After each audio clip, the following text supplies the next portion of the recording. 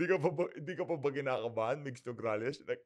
Nagpa-file pa lang ng kandidatura, parang ano na, parang ang tawag do'n, yoong, meeting de avance na.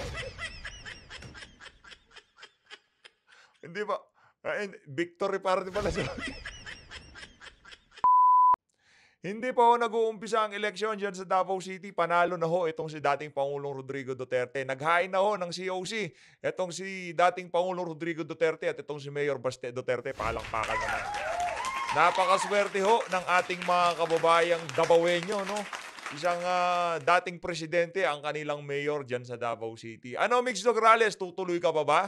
Dito sa video na 'to, mga kababayan, pag-uusapan ho natin kung ano ang posibleng maging mga susunod na hakbang nitong mga Nograles na 'to diyan sa pagtakbo na 'yan ng pagka-mayor nitong si dating Pangulong Rodrigo Duterte. Pero bago 'yan, isang like at isang subscribe. Masaya ho tayo dito sa PH Update. At sa mga gustong sumali sa ating community, click lang ho yung join button sa baba.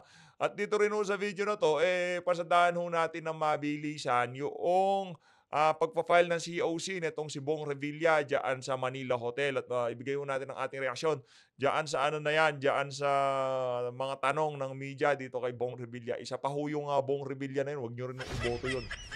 Isa rin ho sa mga ano yun, perwisyo sa sambayan ng Pilipino. Tingnan ho natin ang ilan sa mga larawan na nakita natin sa social media. Kaugnay nga ho diyan sa pagpa-file ng kandidatura na yan nitong si dating Pangulong Rodrigo Duterte at nitong si Mayor Baste Duterte. Ayan ho, mga kababayan, ilan lamang ho yan sa mga larawang nakita natin sa social media. Grabe naman yan! Migs, ano, kaya pa ba? Di pa nag-uumpisa yung laban. Talaga na mga pinagkakaguluhan no, itong si dating Pangulong Rodrigo Duterte. Ayan ho, kita nyo mga kababayan, itong si Mayor Baste. Yan na nga ba sinasabi natin? Hindi pa ho nag-uumpisa ang laban para mayor diyan sa Davao City. Tapos na ho. Kaya kung talagang lalaban pa rin itong si Migs Nograles, naku, sa kangkungan ka pupulutin, madam. Tingnan nyo naman ho yan. Kahit nga si Baste, kumbaga, parasyuruin na lang si dating Pangulo Rodrigo Duterte na manalo. Tapos, pagka panalo ni Tatay Digong, uupo din itong si Mayor Baste. Ganun lang naman ho kasimple yan. Si Vice Mayor Baste Duterte pa rin ang magiging mayor, no? Tapos itong si Tatay Digong, medyo magre-relax na lang. Hindi ko natin alam, yun ho kasi yung mga posibleng pwedeng mangyari. Kaya nga ho talagang isisecure ho yan ng mag-amang Duterte. Paano pagka tumakbo ng pagka-vice mayor itong si Migs Nograles? Merong merong mangyaring hindi maganda kay Tatay Digong. Knock on wood, hindi ho. Matagal pa ho ang ilalagi niya dito sa mundo na to dahil kahit sa pagsasalita lang ho ng mama na yan, nabubuhayan ho ang sambayan ng Pilipino, 'di ba? Kaya talagang kailangan nilang i-secure yung pagka-mayor at vice mayor ng Davao City. Ito pa ho mga ilang larawang nakita natin, grabe naman 'yan. Talagang yung Duterte magic nandiyan pa rin ho mapahanggang sa ngayon panahon na 'to. Ayan ho, Duterte magic ho ang tawag diyan. Ito naman ho ang live na kuha diyan sa pagdating nitong si dating Pangulong Rodrigo Duterte at Mayor Baste sa paghahain nila ng COC. Ito mga kababayan. Grabe naman 'yan. Paano ka lalaban dyan, Migs? Paano ka lalaban dyan? Duterte. Grabe. Grabe, oh.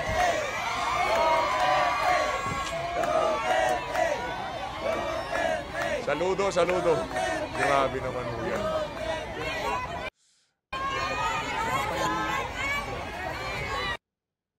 Yan lang, isa lang po yan sa mga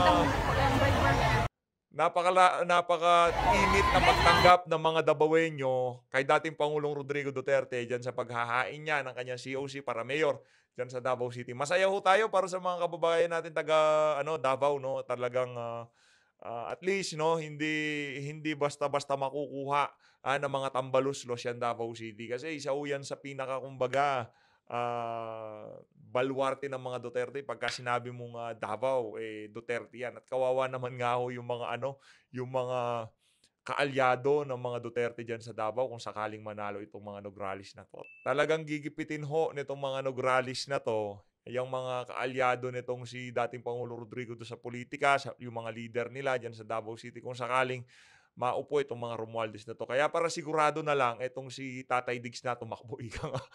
Hindi lang ho natin alam kung ano magiging plano na 'to ni Migs Nograles. Pero kung ako dito kay ni Migs, ituloy niya na lang yung pagbo-vlog niya sa social media na kung saan nagbibigay siya ng libreng, legal advice. Yun na lang ho dapat gawin itong si Migs Nograles. Ayun, dito ho tayo kay ano, kay Bong Revilla. Pakinggan ho natin ang kanyang mga punto de vista, diyan sa kanyang, paghahain ng, COC diyan sa Manila Hotel. Game, game, game. Ano kaya ang, banat nitong, mama na 'to? With the permission of everyone, Naku, mag-exceed po ako ng konti sa aking time limit but will not accept questions anymore para to give time para sa mga susunod na kakahiyan. hindi! Ano anong ko, tanong-tanong tayo, ano, maganda may tanungan, eh. Yan na nga, diyan pa lang lumilitaw na kahinaan mo brad, eh.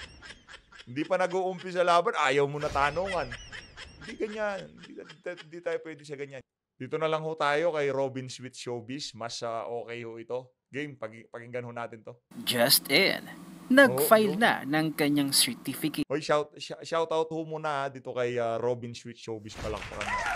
Galing din 'to, eh, galing, galing. of Game, candidacy ang oh, dating Pangulong Duterte bilang oh, mayor ng Davao City sa Commission on Elections sa mm. loob ng opisina sa Magsaysay Park sa Davao City. At sinong nagsasabing laos na ang dating Pangulong Duterte?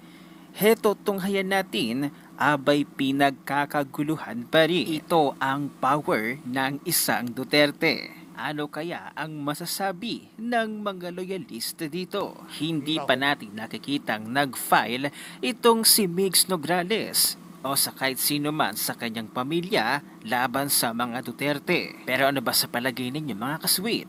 Tutuloy pa kaya itong si Migs Nograles na hindi na 'yan. kalabanin ng dating Pangulong Duterte? Kita nyo Sa tingin naman sa natin hindi na naging 'yan. video kanina. Pagpunta pa lamang niya ng kanyang filing ng kanyang Certificate of Sa tingin ho natin itong si ano, Migs, hindi natutuloy 'yan.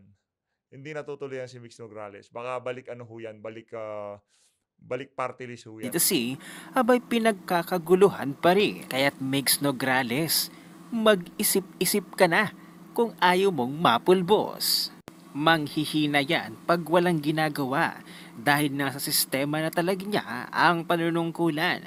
Mabuhay Korek. ka, Mayor Pierre RD. Yes na yes, go tatay. Huwag pababayaan ang Davao City.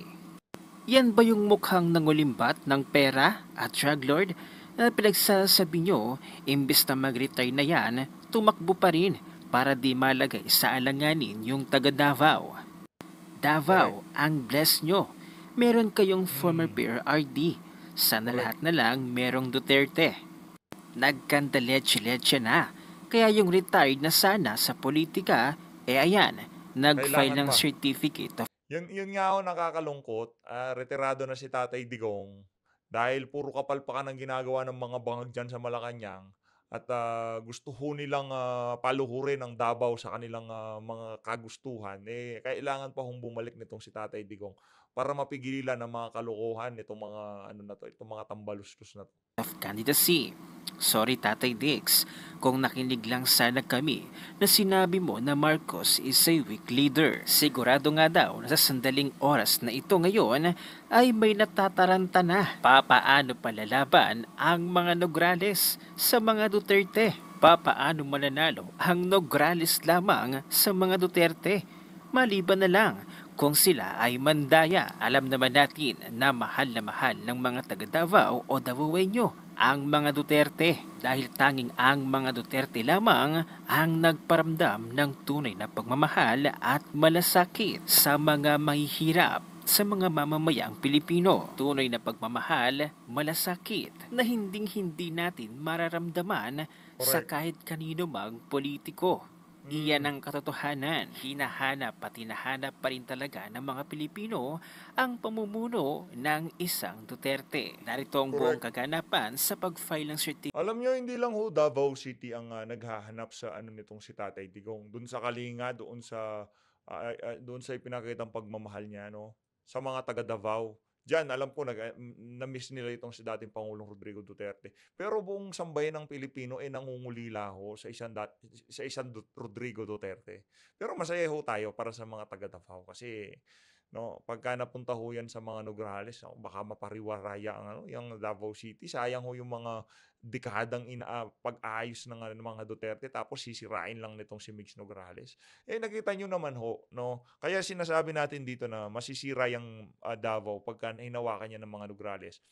Kasi yun ho yung pattern na ginawa nitong administrasyon na to. At huwag niyo hong kalimutan kung sino ang nasa likod nitong si Migs Nograles, kundi ang administrasyon ni Marcos Jr. Kaya kung sakaling maupo yang si Migs Nograles diyan sa Davao City, kung ano yung mga reformang ipinakita ni Tatay Digong diyan sa na makakapag-remind sa mga tao na yan ay galing sa mga Duterte, wawasakin ho yan ng mga Nograles. Yun ang sigurado. At papalitan ho nila ito doon sa na kung saan matatatak sa mga utak ng mga taga Davao City, itong mga Nograles na to, yung pamumulitika nila, yung lalagay nila yung pagmumukha nila, kagaya ng ginagawa nilang pamumulitika dyan sa House of Representatives, yung mga ilinalabas nilang mga tulong dyan, dapat nakapaskil ang pagmumukha nitong si Migs, itong si Tambaluslos, at sino man na kasali dyan sa House of Representatives.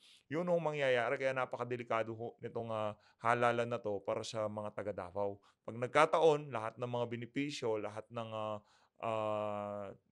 progreso sa nakalipas na ilang dekadang dinala ng mga Duterte dyan sa Davao City, wawasakin ho yan ang mga Nograles na yan. Sigurado. Certificate of Candidacy ng dating Pangulong Duterte. Panoorin natin ang buong video. You know? Panoorin ho natin. Ano ba yung buong video? Robin Sweet Showbiz? Shoutout kay Robin, magaling po. Ayun, si Mayor Baste, galing siya. Ayos. Masaya tayo sa ating nakikita. Masayang po tayo.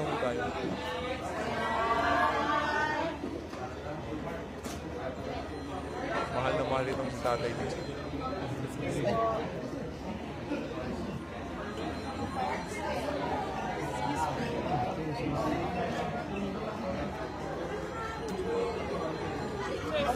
Actually, meron pa tayong nakikitang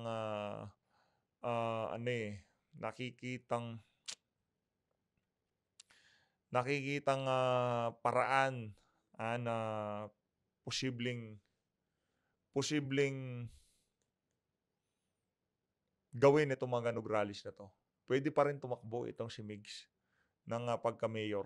Kaso, umasa lang siya na wag naman sana nakunod na may mangyaring masama kay Tatay Diggs sa kalagitnaan ng eleksyon. Kasi hanggat hindi pa ho sila nadideklara, hindi naman ho pwedeng, pagkakaalam natin kung mali ho tayo, correct nyo ako, pwedeng lumuklok o pumalit yung vice mayor nitong kung ano yung posisyon na tinatakbuhan nila hanggat hindi sila nadideklara.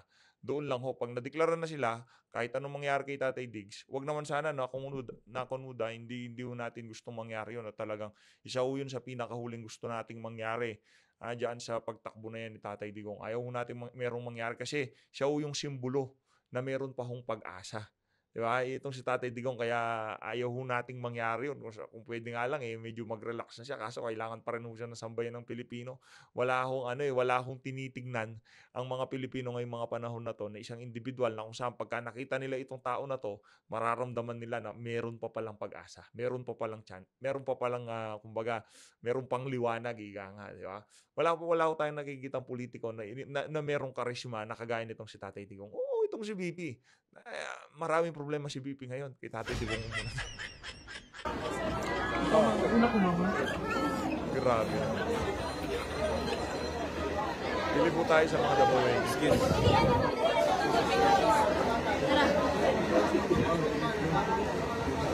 Excuse me.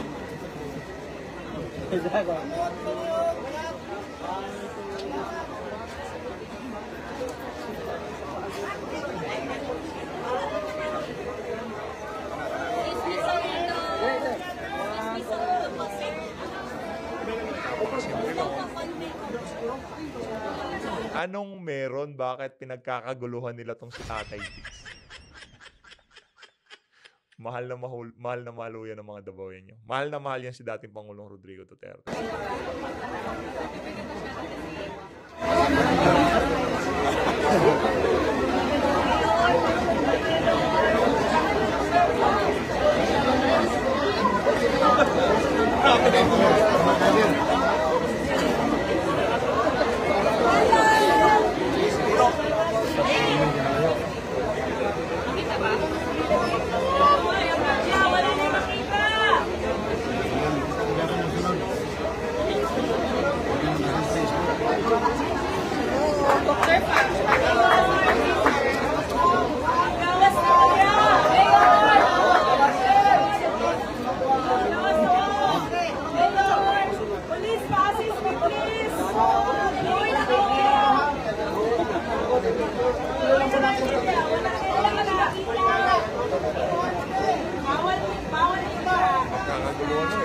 Iisip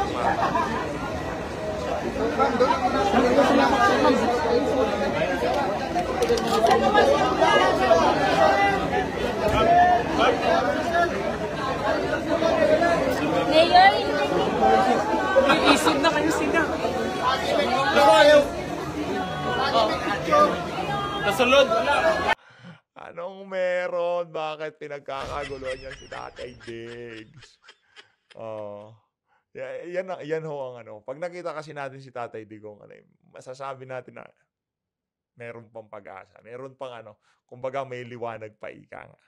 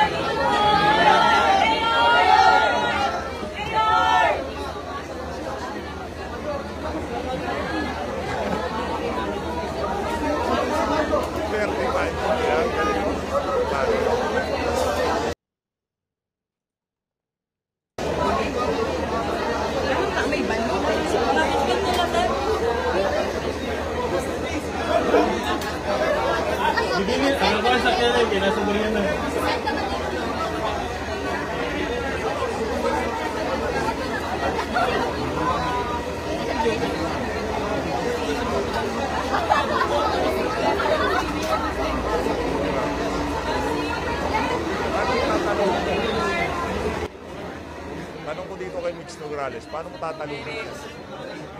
Magpa-file pa lang ng kandidatura niya, talaga nagkakagulo ng mga tao. Ako na naman!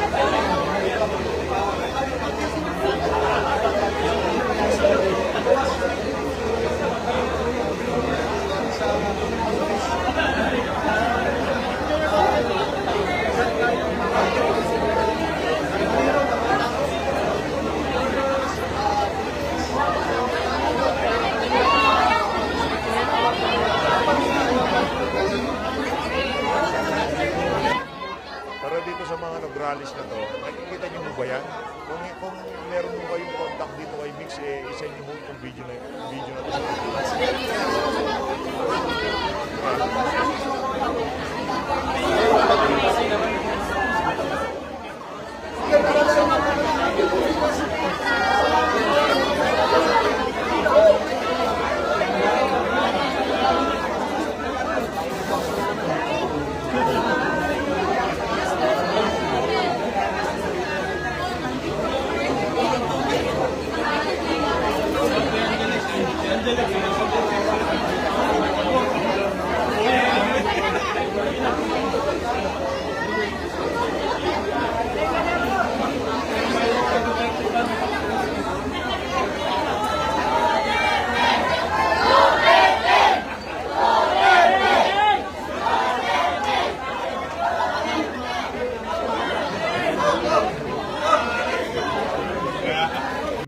Hindi ka pa ba kinakabahan, Mix Nograles?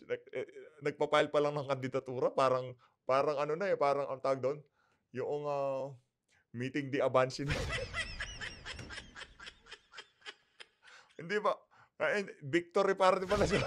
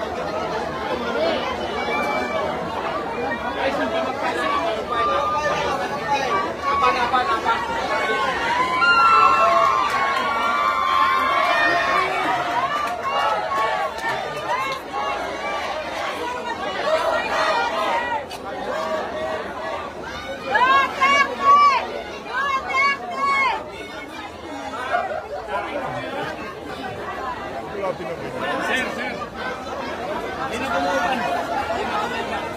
Kasara lang sila. Sir Wendel. Sino ang iboboto ninyo mga kasweet? Ang dating Pangulong Game. Naman po.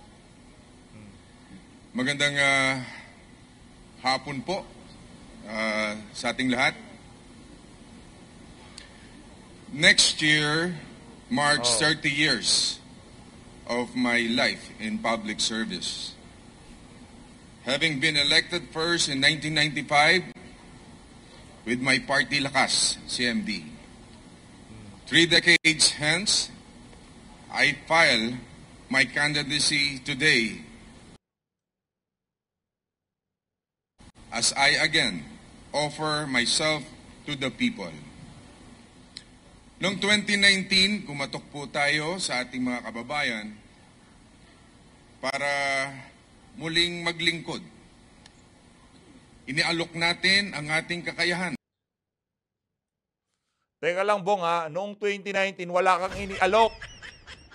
Lulukoy mo na naman kami, nagbudots ka lang. Mga kababayan, meron bang inialok yung mama na yan? Nagsayaw-sayaw lang siya, nanalo siya, yun lang yun. Pero ngayon, di na hubebenta yung pabudots-budots nyo. Siyempre, Duterte nakaupo, taga Davao, usol budots nung mga panahon na yun, kaya sinakyan niya ang hype. Pero dito, kahit na talumpati lang yan, sasagutin mo natin punto por punto yan. At inilatag ang mga pangunahing itutulak natin kung sakaling tayo'y palarin na muling mailuklok sa katungkulan. Some of these are measures that would take care of our elderly, our teachers, our students, and our constituents in the countryside. We also offered to be a force for unity and cooperation. Kwento mo sa pag-uwi. While many joined us, some dismissed us as Mr. Budots. Gayunpaman, mapalad po tayong nahalal nun. And we are happy to say that because of our people's trust, we delivered on our pact with the people.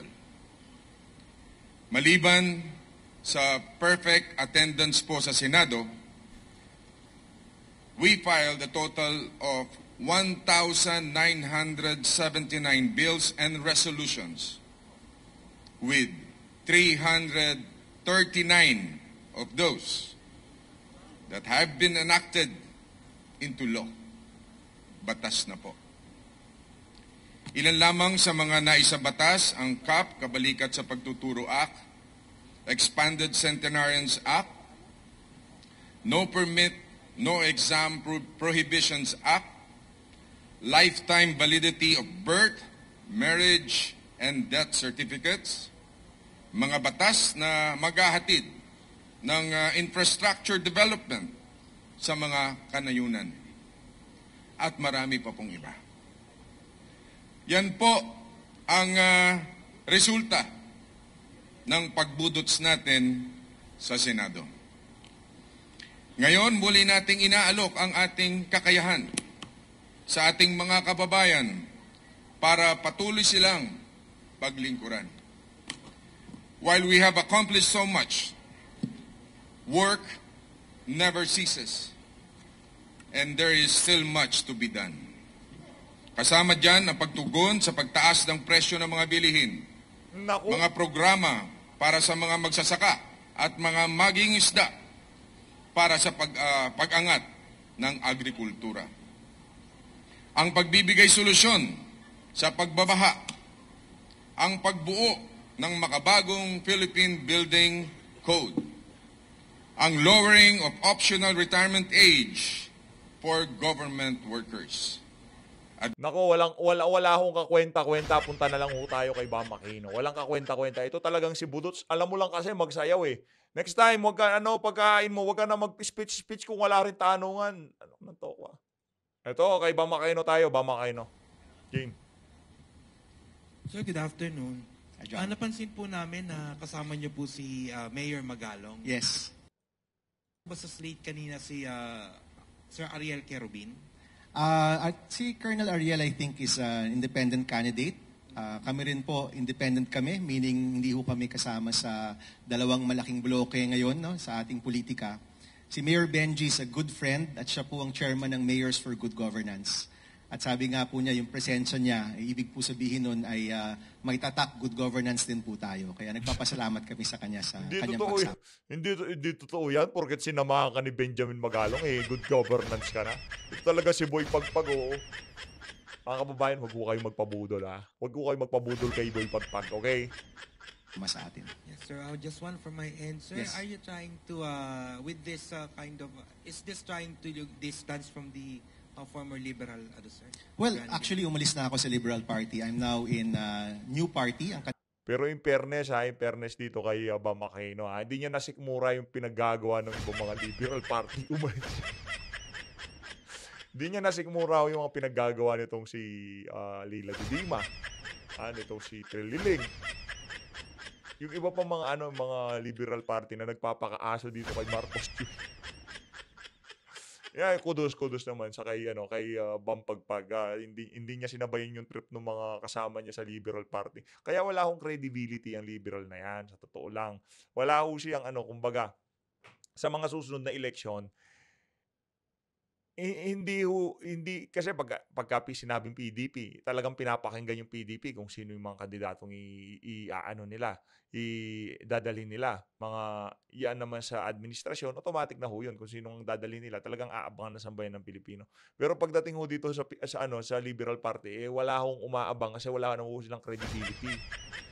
Imagine, meron na hong sariling partido ngayon kung si Bam Aquino. Tito nyo huyang dyan. Yung Liberal Party, yung si tita niya, mga kamag-anak niya, talagang ang Liberal Party, anong ginawa nilang sandalan pagdating sa politika. Pero siya, ngayong mga panahon na to, isinukan niya ang Liberal Party. Katipunan na nagkakaisang Pilipino. Isa itong partido na binuo noong 2021 para sa kandidatura ni Vice President Leni Robredo. Pumayag po akong maging chairman ng grupong ito. Puro mga young leaders po dito, mga kabataan na young councilors, young board members. We're still in coalition with the Liberal Party. In fact, ang katandem po natin ay si Senator Kiko Pangilinan ng Liberal Party. So meron pa rin po tayong ties with the LP, but right now, I'm the chairman of the newest political party in the Philippines. Ms. Sandra Thank you, John. Aguinaldo. Sandra Aguinaldo, Okay. GMA7. Game. Hi, sir. Hi, Sandra. Paano po kaya kayo makikipag siguro trabaho in pushing for legislation with Marcos in Malacanang, and of course Yun ang tanong. history kasaysayan po ng inyong pamilya na meron din pong kasaysayan na hindi kumbaga dati po kayong political foes with the family of former president. Yes, thank you, Go ahead, Sandra. sir. Actually, sa ating pong kasaysayan, maraming beses na nagka-President Marcos, Senator Aquino, or President Aquino at Senator Marcos. Hindi na po ito bago. No? Nung presidente po si Ferdinand Sr., si Tito Ninoy ay isang senador. Nung presidente po si Pinoy, si BBM naman ay isang senador. So baka nga po nararapat lang na magkaroon ulit ng tambalan na yan. No? In the past, naipakita naman po natin na kahit hindi tayo miyembro ng mayorya, kaya nating ipatupad ang pinakamahalagang batas para sa ating bayan. Yung batas po para sa libreng kolehiyo, naipasa po natin yan during the Duterte administration at bilang isang deputy minority leader. So kahit tayo po noon ay nasa Bakit kailangan pa sa panahon ni Tatay Digong? O anong dahilan bakit naipasa yung pre-tertiary education na yan? Sige nga, sagutin mo ako. Bakit hindi nung panahon ng tito mo? Huwag mong ibibida sa amin yan, Brad. Huwag mong ibibida sa amin yan dahil yan sa political will ng Duterte administration. Kahaba-haba ng panahon. Di ho kayo nagtataka kung bakit nung panahon ni Tatay Digong, doon lang ho tayo nagkaroon ng libreng pag-aaral sa kolehiyo. Dahil ho yan sa political will ni dating Pangulong Rodrigo Duterte. At hindi dahil ho dyan kay Boy Pagpag. leadership ng oposisyon, na ipasa pa rin po natin ang isang batas na mahalaga sa taong bayan. Huwag mo kami lokohin, Bam. Ba't di mo naipasa nung panahon ng tito mo? Ba't di mo naipasa nung panahon ng tita mo? O lola mo? At sinuportahan ng Administrasyong Duterte nung panahong yun. In fact, yung ayusin batas mo. po para sa libreng kolehiyo, 7 taon na po yan. And tayo po yung principal sponsor, pinirmahan ni President Duterte, implemented first during the Duterte administration and Yun. still implemented during the Marcos administration. So kami naman po natutuwa na implemented yung batas natin at ang sinusulong po natin, unang-una, mapalawak at mas mapalaki pa ang mga benepisyo ng batas para sa libreng kolehiyo, maisama rin ang mga kabataan na nasa pribadong eskwelahan na nangangailangan, mas dumami ang mga kabataang makakakuha ng tulong at itatambal pa natin dito yung mga reforma upang masigurado ang trabaho para sa mga graduate natin. So hindi po hadlang yung pagiging member ng ibang partido dito po sa mga importanteng bagay sa ating bayan. And I think our track record has shown na kaya po yan. In fact, kapag galing rin sa ibang partido yung mga senador natin sa administrasyon or doon mismo sa Senado, mas gumaganda at mas napapalakas ang mga batas para sa taong bayan. Thank you. Ms. Cherian Torres, ABS-CBN. Hi, sir. Hi. Good morning. Opo. Sen, alam naman na lahat kung qualification, qualified, highly qualified. Thank you. Oo. Ang issue lang kasi, yung pagdating doon, Ito naman GC, ABS-CBN, highly qualified kaagad. Kumusta na lang si Kong Marcoleta? Kumusta na lang itong si Atty. Vic Rodriguez? Si Bam Aquino dahil galing na sa Senado, highly qualified. Tapos susubok na naman tayo, maghihintay tayo ng pagbabago, ibabalik natin yung mga datihan sa Senado. Loko-loko ka ba, madam? doon sa, syempre, yung machinery, Yes. napapalibutan pa kayo ng mga political dynasties and political organizations. So, paano nyo tinitingnan para mapalakas yung kampanya nyo at mabalik sa dati? Kung ano man yung influence or attractions nyo sa voters. Yeah. Unang-una siya, no, hindi na to tungkol sa pagbabalik sa dating gawi. There's a new way of campaigning now. Bago na yung paraan, of course, heavy on social media and heavy on volunteerism. Nakita natin nung nakaraang 2022 campaign na maraming taong naghahangad ng pagbabago sa ating bansa. Mahalaga lang na mahikayat natin silang lumabas ulit, magkaroon ulit ng boses at tumulong ulit sa ating kampanya. Honestly, pag nakikita namin kung nasaan kami ni Senator Kiko ngayon, nakakatuwa. Kasi hindi pa kami naglalabas ng ads, hindi pa kami, yung mga volunteers, ngayon pa lang nag-start mag-organize, and yet nandun na kami sa striking distance. So you can expect next year, Striking this. Maasa talaga kayong mananalo and dalo nitong si Kiko? Naku. Buti pa si Leila de Lima, alam niyang masikip yung laban sa pagkasenador. Pero kayo talaga ilalaban nyo, ganon. Pero naka-pink ka, sir, ha? Ayaw mo na magdilaw. Pero yung salamin mo, tanggalin mo na rin para ano kasi niya yung ginagaya niya yung lolo mo ba yun? Si Ninoy Aquino. kapag nagbuo-buo na yung iba't ibang volunteer groups, nagkaroon na ng organization and unti-unting nabubuhay na ulit yung iba't ibang mga grupo, you can expect na tataas yan. And sabi ko nga, alalahanin lang natin ang lahat ng mga lumabas, tumaya, nagkaboses, tumulong, nag-house to house, nag-abono in the last campaign at more than enough na po yan para maipanalo kami ni Senator Kiko. Kumbaga sa sir, hindi kayo nasisiraan ng loob whatsoever dun sa mababa na rating na nakukuha po ninyo? Actually, kung tutusin, mataas nga yun eh. Kung titingnan mo lang yung gastos ng mga iba naming katunggali. Bangag ka ba, sir? Di ka nga pumapasok sa rating, sasabihin mo mataas ka. Wow, pare, heavy Diba? Many of the people there have been spending for ads, napakaraming tarpaulin, napakaraming mga tulong na ibinibigay sa iba't ibang mga paraan. At yung kampanya natin, pasimula pa lang. So actually, yung pwesto natin, very encouraging. At makikita natin, gaya nung nakaraang kampanya, kahit magsisimula yan sa medyo mas mababa na konti, aakyat yan at makikita natin yan sa mga susunod na buwan. Okay. Gabriela, Daily Tribune. Pakipasa ng microphone, please.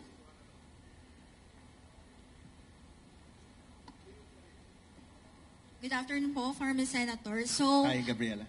We all know naman po na you failed to win your re-election bid in 2019. So, ano po kaya yung mga changes or strategies na gagawin niyo po come 2025 elections? Thank you. Yes. I think nung nakaraang mga kampanya kasi yung paraan ng pangangampanya, medyo nag-catch up na rin yung mga grupo namin eh. And of course, we're talking here about social media.